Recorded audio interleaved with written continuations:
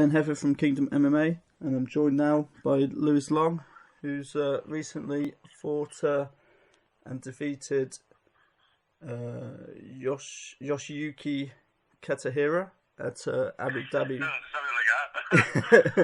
at Abu Dhabi Warriors Championship 3. First of all, how did it feel to go out to Abu Dhabi and get the fight out there? Yeah, brilliant opportunity. It was a great show. I was bloody bored, if I'm honest. It's too hot and fuck all to do. I had can't do anything.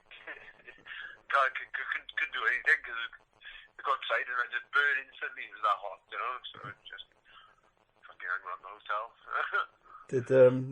Did the heat out there help you with your preparations for the weight cut, or? Not really. I had a bit of a skip outside to get warm, a couple of pounds in the sauna, but nothing too extreme. But I sweat my tits off at 6 in the morning. It's fucking thanks fucking back in Wales. And previously you used to fight at 155 pounds, which for someone of your size, when you step in the cage now at 170, just seems unreal. How does it feel to not have to worry about cutting that extra 15 pounds now and sticking at welterweight? You know, looking back, I can't believe that I done it. I have no idea, you know, how I did it, and how I had that mental toughness to stay in that sauna, you know, to cut 17, 18 pounds in water. You know, just now I'm fighting happy.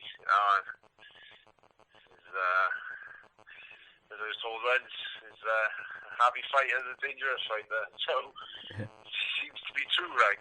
Yeah, and you certainly proved for that over your last 5. You've won 5 in a row now.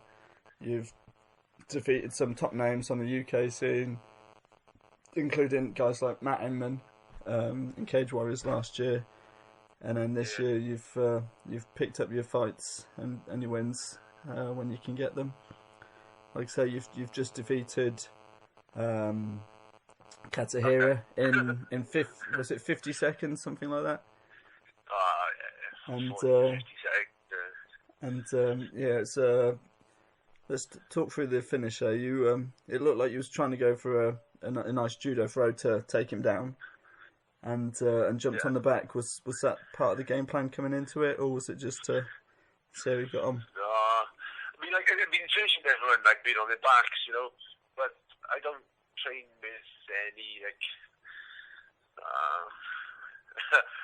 be like water, you know. You know, I'd be formless now, but I don't go in with an idea. I just go in and let the fight play out. Like as I said before, I let my coaches watch the fights. So I fight. I don't see the fighter. I fight a faceless person who in my head I believe is bigger, better, and stronger. And so I just train everything as hard as I can, and then my coaches obviously train for what it could be. I mean, it was a delight when I saw him come out with the judo gi and whatnot on, because I've done extensive judo and I know how they react. You know, like turtle a bit more. You know, so it was cool, like, you know. Yeah. And when you locked the choke in, did you know that was it? It was game over at that point, or did you expect? Because it seemed he held on for quite a little time there, and before he went out, were you surprised that he didn't tap sooner? I don't know. I thought he might have been defending it. I was just squeezing. He didn't bring his hands to his neck to defend it. Like if I went for the rear naked choke properly, he'd go for the top arm. But if I went palm to palm, he didn't put his hand on his throat. He was holding the ring. Fucking defend your neck, like. It doesn't mean to be bad to the kid, but you know, you've got to defend your neck. Especially if something's hanging off it. And yeah, so you picked up the big win, 5 in a row now. There's a lot of talk coming around from the UK scene of potentially you being one of the top guys now at 170, and talk of maybe a call up in the near future, for UFC. Yeah. Is that obviously that's got to be the dream for you, is it? And of course, it's the dream, it's the glory. It's where that's the real proving ground. You know, everything I'm doing now is just to get there. When I get in there, I'm gonna tear shit up as well. No one's gonna stop me in there anyway. I see people get in there from maybe more to do with who they know than skill wise. But I know I could go in there. It's inevitable. It's gonna happen at some point. But I'm gonna hold my own. I'm gonna fucking demolish everyone there as well. So it's just an opportunity. What can I do without the opportunity? Yeah. I don't know what more I can do. I'm smashing. I'm beating people internationally, beating the best, in the country, stopping them. Seems to have good following in Wales. Quite marketable. But what more can I do? Yeah. I think in the last year you fought people up and down the country, like you said. You had the fight at in Newport, which I believe was your first 170 fight in Wales. Then we went up and you fought in Newcastle and up in at Made for the Cage as well up north, and like I say out in Abu Dhabi now. It seems like you are travelling the world, you're doing everything you can. And like I said, in your opinion there, it's only a matter of time as to when you get the call rather than if you get the call. Yeah, it's gonna happen. It's gonna happen. If not, I'm gonna find out where Dana White lives and go and say hello. But they got shows.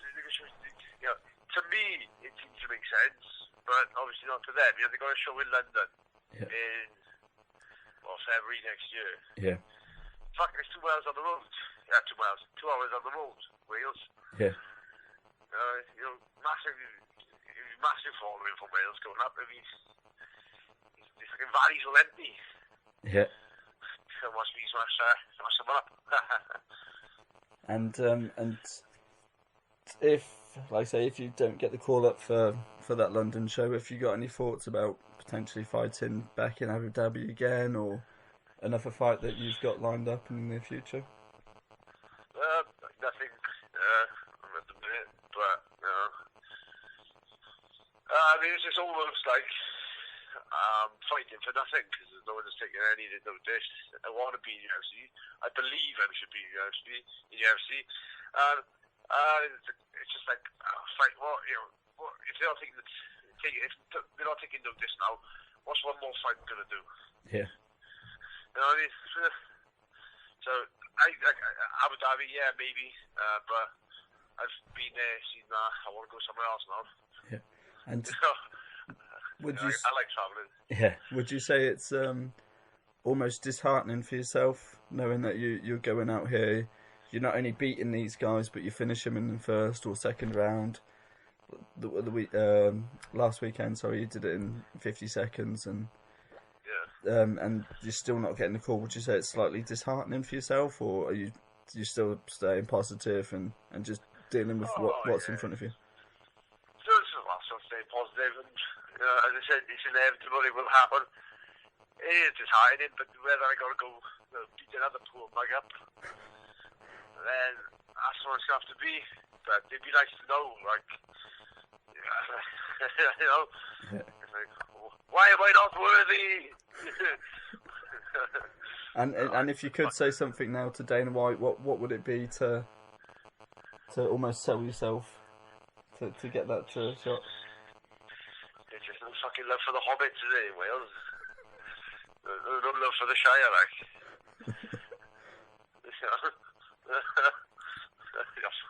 Fuck those around say. I probably swear.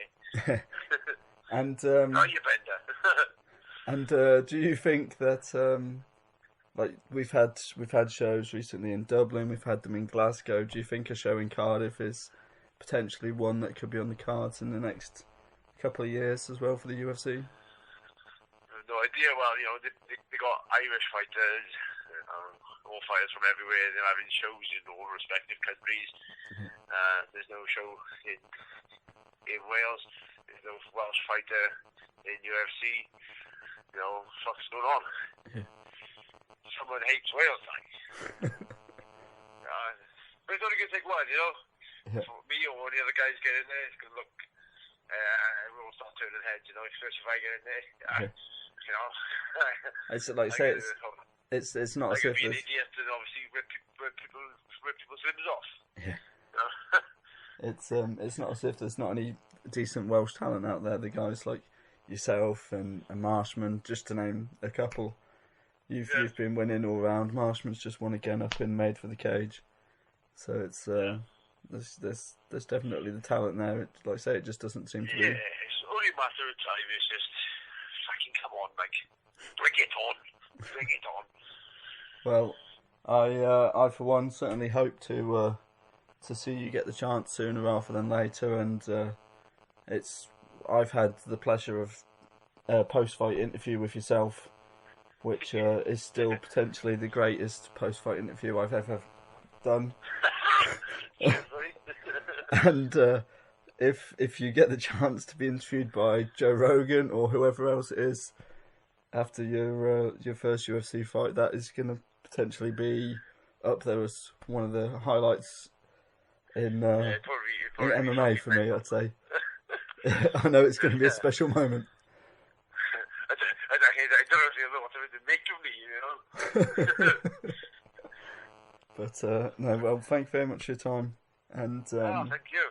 And yeah, hopefully we will see you either in action again, like I say, fighting someone else in the near future, or get the call up and fighting in London for the UFC. That would be fucking awesome.